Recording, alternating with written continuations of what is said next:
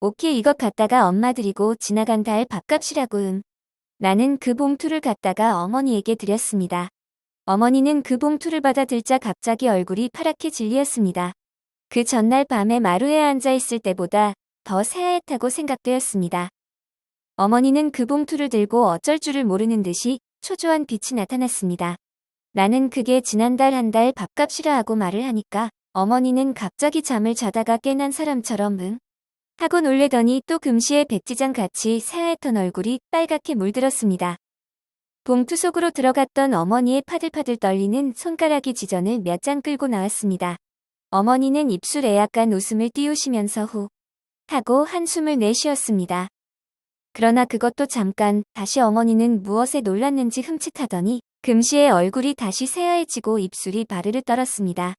어머니의 손을 바라보니 거기에는 지전 몇 장 외에 네모로 접은 하얀 종이가 한 장 접혀 있는 것이었습니다. 어머니는 한참을 망설이는 모양이었습니다. 그러더니 무슨 결심을 한 듯이 그 종이를 채군채군 펴들고 그 안에 쓰인 글을 읽었습니다. 나는 그 안에 무슨 글이 쓰여 있는지 알 도리가 없었으나 어머니는 그 글을 읽으면서 금시에 연골이 파랬다 빨갰다 하고 그 종이를 든 손이 이제는 바들바들이 아니라 와들와들 떨리어서 종이가 부석부석 소리를 내게 되었습니다. 한참 후에 어머니는 그 종이를 아까 모양으로 네모지게 접어서 돈과 함께 봉투에 도로 넣어 반지 그릇에 넣었습니다. 그리고는 정신 나간 사람처럼 멀거니 앉아서 전등만 쳐다보는데 어머니 가슴이 불룩불룩합니다. 나는 어머니가 혹시 병이나 나지 않았나 하고 염려가 되어서 얼른 가서 무릎에 안기면서 엄마 잘까? 하고 말했습니다. 엄마는 내 뺨에 입을 맞추어 주었습니다. 그런데 어머니의 입술이 어쩌면 그리도 뜨거운지요. 마치 불에 달군 돌이 불에 닿는 것 같았습니다. 한참을 자고 나서 잠이 채 깨지는 않았으나 어렴풋한 정신으로 옆을 쓸면 어머니의 보드라운 살이 만져지지요. 그러면 나는 다시 잠이 들어버리곤 하는 것입니다. 어머니가 자리에 없다는 것을 알게 되자 나는 갑자기 무서워졌습니다. 그래서 잠은 달아나고 눈을 번쩍 뜨고 고개를 둘러 살펴보았습니다. 방 안에는 불은 안 켰지만 어슴푸레하게 밝았습니다. 들로 하나 가득한 달빛이 방 안에까지 회미한 밝음을 던져주는 것이었습니다. 운목을 보니 우리 아버지의 옷을 넣어두고 가끔 어머니가 꺼내서 쓸어보시는 그 장롱이 열려있고 그 아래 방바닥에는 흰옷이 한 무더기 널려 있었습니다. 그리고 그 옆에 장롱을 반쯤 기대고 자리옷만 입은 어머니가 주춤하고 앉아서 고개를 우로 쳐들고 눈을 감고 무얼하고 입술로 소근소근 외이고 있는 것이었습니다. 아마 기도를 하나 보다고 나는 생각했습니다. 나는 자리에서 일어나 기어가서 어머니 무릎을 뻐기고 기어들이갔습니다. 엄마, 무얼해? 어머니는 소근거리기를 그치고 눈을 떠서 나를 한참이나 물끄러미 들여다보셨습니다. 오키야, 응, 가서 자자 엄마도 같이 자. 응, 그래 엄마도 같이 자자는 목소리가 어찌 싸늘하다고 내게 들렸습니다. 어머니는 돌아가신 아버지의 옷을 한 가지씩 들고는 가만히 손바닥으로 쓸어보고는 장롱 안에 넣었습니다. 하나씩 하나씩 쓸어보고는 장롱에 넣고 하여 그 옷을 다 넣은 때 장롱 문을 닫고 쇠를 채우고 그리고 나서 나를 안고 자리로 돌아왔습니다. 엄마 우리 기도하고 자. 하고 나는 물었습니다. 어머니는 나를 밤마다 재워줄 때 기도를 하는 것이었습니다. 내가 할 줄 아는 기도는 주기도문뿐이었습니다. 그 뜻은 나도 모르지만 어머니를 따라서 자꾸자꾸 보아서 지금에는 나도 주기도문을 잘 외웁니다. 그런데 웬일인지 어젯밤 잘 때에는 어머니가 기도할 것을 잊어버리고 그냥 잤던 것이 지금 생각이 났기 때문에 나는 그렇게 물었던 것입니다. 서재 밥자리에 들 때 내가 기도할까? 하고 말하고 싶었으나 어머니가 너무도 슬픈 빛을 띠고 있는 고로 그만 나도 가만히 아무 소리 없이 잠들고 말았던 것입니다. 응 기도하자 하고 어머니가 고요히 대답했습니다. 엄마가 기도해 하고 나는 갑자기 어머니의 기도하는 보드라운 음성이 듣고 싶어서 말했습니다. 하늘나라에 계신 우리 아버지시여. 어머니는 고요히 기도를 시작하였습니다. 이름을 거룩하게 하옵시며 나라에 임하옵시며 뜻이 하늘에서 이루어진 것처럼 땅에서도 이루어지이다. 오늘날 우리에게 일용할 양식을 주옵시고 우리가 우리에게 적지은 자를 용서하여 준 것처럼 우리의 죄를 사하여 주옵시고 우리를 시험에 들지 말게 하옵시고 우리를 시험에 들지 말게 하옵시고 시험에 들지 말게 이렇게 어머니는 자꾸 되풀이하였습니다. 나도 지금은 막히지 않고 줄줄 외는 주기도문을 글쎄 어머니가 막히다니 참으로 우스운 일이었습니다. 시험에 들지 말게 시험에 들지 말게 하고 자꾸만 되풀이하는 것을 나는 참다 못해서 엄마네 마저 할게 하고 다만 악에서 구하옵소서. 대개 나라와 권세와 영광이 아버지께 영원히 있사옵나이다. 하고 내가 끝을 마쳤습니다. 어머니는 한참이나 가만히 있다가 오래 후에야 겨우 아멘 하고 속삭였습니다. 요새 와서 어머니의 하는 일이란 참으로 알 수가 없는 노릇입니다. 어떤 때는 어머님도 유쾌하셨습니다. 밖에 때로는 풍금도 타고 또 때로는 찬송가도 부르고 그러실 때에는 나도 너무도 좋아서 가만히 옆에 앉아서 듣습니다. 그러나 가끔 그 독창은 소리 없는 울음으로 끝을 끝맺는 때가 많은데 그런 때는 나도 따라서 울었습니다. 그러면 어머니는 나를 안고 내 얼굴에 돌아가면서 무수히 입을 맞추어 주면서 엄마는 우쾌한 남은 그뿐이야. 응, 그렇지 하시면서 언제까지나 우시는 것이었습니다. 어떤 일요일 날 그렇지요. 그것은 유치원 방학하고 난 그 이튿날이었지요. 그날 어머니는 갑자기 머리가 아프시다고 예배당회를 그만두었습니다. 사람에서는 아저씨도 어디 나가고 외삼촌도 어디 나가고 집에는 어머니와 나와 단둘이 있었는데 어머니가 아프다고 누워 계시던 어머니가 갑자기 나를 부르시더니 오키야 너 아빠 보고 싶지 않니? 하고 물으십니다. 응, 우리도 아빠 하나 있으문. 하고 나는 혀를 까부리고 어리광을 좀 부려가면서 대답을 했습니다. 한참 동안을 어머니는 아무 말씀도 아니하시고 천정만 바라다 보시더니 오키야, 오키 아버지는 오키가 세상에 나오기도 전에 돌아가셨단다. 오키도 아빠가 없는 건 아니지. 그저 일찍 돌아가셨지. 오키가 이제 아버지를 새로 또 가지면 세상이 욕을 한단다. 오키는 아직 철이 없어서 모르지만 세상이 욕을 한단다. 그리 되문 오키는 언제나 손가락질 받고 오키는 두 시집도 한데 못 가고 오키가 공부를 해서 훌륭하게 돼도 그까짓 황양년의 딸이라고 남들이 욕을 한단다.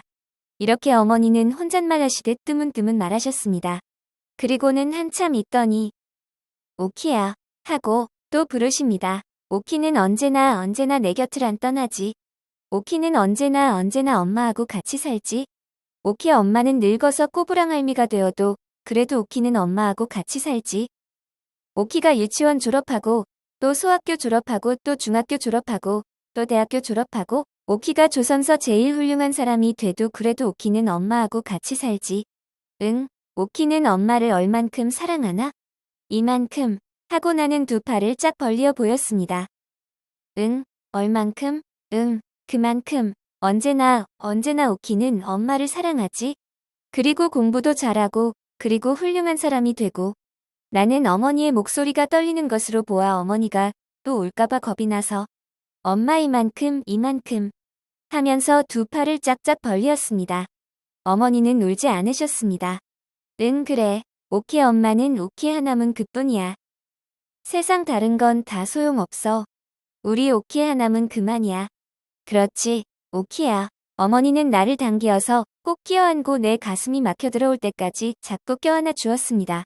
그날 밤 저녁밥을 먹고 나니까 어머니는 나를 불러앉히고 머리를 새로 빗겨주었습니다. 명기도 새 명기를 다려주고 저고리, 바지, 치마 모두 새 것을 꺼내 입혀주었으리다. 엄마 어디가? 하고 물으니까 아니 하고 웃음을 띄우면서 대답합니다. 그러더니 풍금 옆에서 새로 다리나이한 손수건을 내리어 내 손에 쥐어주면서 이 손수건 저 사랑 아저씨 손수건인데 이것 아저씨 갖다 드리고 와 응. 오래 잊지 말고 손수건만 갖다 드리고 이리 와 응 하고 말씀하셨습니다.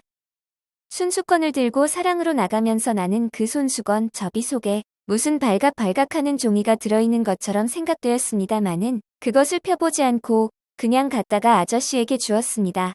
아저씨는 바에 누워있다가 벌떡 일어나서 손수건을 봤는데 웬일인지 아저씨는 이전처럼 나보고 빙그레 웃지도 않고 얼굴이 몹시 파래졌습니다. 그리고는 입술을 질근질근 깨물면서 말 한마디 아니하고 그 수건을 봤더군요. 나는 어째 이상한 기분이 들어서 아저씨 방에 들어가 앉지도 못하고 그냥 되돌아서 안방으로 돌아왔지요. 어머니는 풍금 앞에 앉아서 무엇을 그리 생각하는지 가만히 있더군요. 나는 풍금 옆으로 가서 가만히 그 옆에 앉아 있었습니다. 이윽고 어머니는 조용조용히 풍금을 타십니다. 무슨 곡조인지는 몰라도 어찌 구슬프고 고즈넉한 곡조야요. 밤이 늦도록 어머니는 풍금을 타셨습니다. 그 구슬프고 고즈넉한 곡조를 계속하고 또 계속하면서 여러 밤을 자고 난 어떤 날 오후에 나는 오래간만에 아저씨 방에 나가보았더니 아저씨가 짐을 싸느라고 분주하겠지요. 내가 아저씨에게 손수건을 갖다 드린 다음부터는 웬일인지 아저씨가 나를 보아도 언제나 떡 슬픈 사람, 무슨 근심이 있는 사람처럼 아무 말도 없이 나를 물끄러미 바라다만 보고 있는 고로 나도 그리 자주 놀러 나오지 않았던 것입니다. 그랬었는데 이렇게 갑자기 짐을 꾸리는 것을 보고 나는 놀랐습니다. 아저씨 어디 가오? 멀리로 갔다. 언제? 오늘 기차 타고? 응, 기차 타고 갔다가 언제 또 오우? 아저씨는 아무 대답도 없이 서랍에서 이쁜 인형을 하나 꺼내서 내게 주었습니다. 오키 이것 가져. 응. 오키는 아저씨 가고 남은 아저씨 이내 잊어버리고 말겠지? 나는 갑자기 슬퍼졌습니다. 그래서 아니하고 얼른 대답하고 인형을 안고 안으로 들어왔습니다. 엄마 이것 봐. 아저씨가 이것 나 줬다오. 아저씨가 오늘 기차 타고 먼 데로 간대하고 내가 말리랬으나 어머니는 대답이 없으십니다. 엄마 아저씨 왜 가오? 학교 방학했으니깐. 어디로 가오? 아저씨 집으로 가지 어디로 가? 갔다가 또 오오. 어머니는 대답이 없으십니다. 난 아저씨 가는 건 나쁘다. 하고 입을 쭝깃했으나 어머니는 그 말은 대답 않고 오키야 벽장에 가서 달걀 몇 알 남았나 보아라 하고 말씀하셨습니다. 나는 깡충깡충 방 안으로 들어갔습니다. 달걀은 6알이 있었습니다. 6알하고 나는 소리쳤습니다. 응, 다 가지고 이리 나오너라. 어머니는 그 달걀 6알을 다 삶았습니다. 그 삶은 달걀 6알을 손수건에 싸놓고 또 반지에 소금을 조금 싸서 한 구퉁이에 넣었습니다. 오키야 너 이거 갖다 아저씨 드리고 가시다가 착간해서 잡수시랜다고? 그날 오후에 아저씨가 떠나간 다음 나는 방에서 아저씨가 준 인형을 업고 자장자장 잠을 재우고 있습니다. 어머니가 부엌에서 들어오시더니 오키야, 우리 뒷동산에 바람이나 쐬러 올라갈까? 하십니다. 응가 가하면서 나는 좋아 덤비었습니다. 잠깐 다녀올 터이니 집을 보고 있으라고 외삼촌에게 이르고 어머니는 내 손목을 잡고 나섰습니다. 엄마 나 저 아저씨가 준 인형 가지고 가? 그럼 나는 인형을 안고 어머니 손목을 잡고 뒷동산으로 올라갔습니다. 뒷동산에 올라가면 정거장이 빤히 내려다 보입니다. 엄마 저 정거장 밖 기차는 없군. 어머니는 아무 말씀도 없이 가만히 서 계십니다. 사르르 바람이 와서 어머니 모시치마 자락을 산들산들 흔들어 주었습니다. 그렇게 산 위에 가만히 서 있는 어머니는 다른 때보다도 더 한층 이쁘게 보였습니다. 저편 산 모퉁이에서 기차가 나타났습니다. 아, 저기 기차 온다. 하고 나는 좋아서 소리쳤습니다. 기차는 정거장에 잠시 머물더니 금시에 삑 하고 소리를 지르면서 움직였습니다. 기차 떠난다 하면서 나는 손뼉을 쳤습니다. 기차가 저편 모퉁이 뒤로 사라질 때까지 그리고 그 굴뚝에서 나는 연기가 하늘 위로 모두 흩어져 없어질 때까지 어머니는 가만히 서서 그것을 바라보았습니다. 뒷동산에서 내려오자 어머니는 방으로 들어가시더니 이때까지 뚜껑을 늘 열어두었던 둥금 뚜껑을 닫으십니다. 그리고는 거기 쇠를 채우고 그 위에다가 이전 모양으로 반지 그릇을 얹어 놓으십니다. 그리고는 그 옆에 있는 찬송가를 맥없이 들고 뒤적뒤적 하시더니 탓배 마른 꽃송이를 그 갈피에서 집어내시더니 오키야, 이건 내다 버려라 하고 그 마른 꽃을 내게 주었습니다. 그 꽃은 내가 유치원에서 갖다가 어머니께 드렸던 그 꽃입니다. 그리자 대문이 삐걱하더니 달걀 사수하고 매일 오는 달걀 장수 놓친 내가 달걀 버주기를 이고 들어왔습니다. 이젠 우리 달걀 안 사요. 달걀 먹는 이가 없이요. 하시는 어머니 목소리는 맵이 한 푼이치도 없었습니다. 나는 어머니의 이 말씀에 놀라서 때를 좀 써보려고 했으나 석양에 빤히 비추는 어머니 얼굴을 볼 때 그 용기가 없어지고 말았습니다. 그래서 아저씨가 주신 인형 귀에다가 내 입을 갖다 대고 가만히 속삭이었습니다. 우리 엄마가 거주뿌리 썩 잘하누나? 내가 달걀 좋아하는 줄 잘 알면서 먹을 사람이 없대. 때를 좀 쓰고 싶다만 저 엄마 얼굴 좀 봐라. 어쩌면 저리도 새파래졌을까? 어디가 아픈가 보다. 라고요. 한데 그런 때는 나도 따라서 울었습니다. 그러면 어머니는 나를 안고 내 얼굴에 돌아가면서 무수히 입을 맞추어 주었습니다.